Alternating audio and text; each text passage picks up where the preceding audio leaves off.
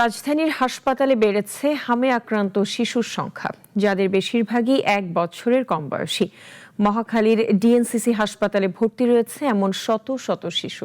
তবে শুরুতে জ্বর, শরীরে লালচে দাগ আর শ্বাসকষ্ট নিয়ে হাসপাতালে এলেও চিকিৎসার পর সুস্থ হয়ে বাড়ি ফেরার সংখ্যাও বাড়ছে। হামের উপসর্গ নিয়ে হাসপাতালের বেডে কাতরাচ্ছে কথা বলতে না পারা 4 মাস বয়সী শিমুল। কয়েকদিন ধরেই অসহ্য এই যন্ত্রণায় ভুগছে অবুঝ শিশুটি। জ্বর আসছে 4 দিন আগে, তো জ্বর আসছে আর বমি হইতেছিল। তো 3 দিন আগে র্যাশ উঠছে, হামের ইটে দেখা গেছে আর কি। তারপরে আর পেট খারাপ হয়েছে 2 দিন ধরে, আর কিছু খায় না, খাইলে বমি করে আর মুখে ঘা হয়ে গেছে।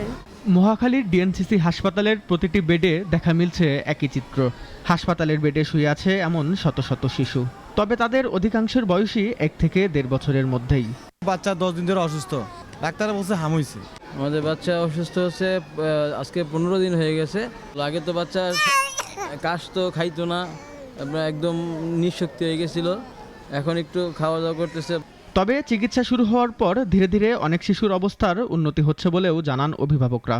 আবার কেউ কেউ পুরোপুরি সুস্থ হয়ে ফিরছেন বাড়িতেও। আজকে রিলিজ হয়ে গেছে, এখন বাসায় চলে যাব। 18 তারিখে আসছিলাম, আজকে বাচ্চা অনেক সুস্থ, আজকে আমরা বাড়িতে যাব আলহামদুলিল্লাহ।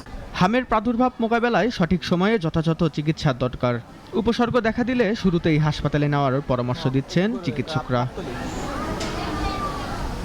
রেজাই রাব্বি, নাগরিক, ঢাকা।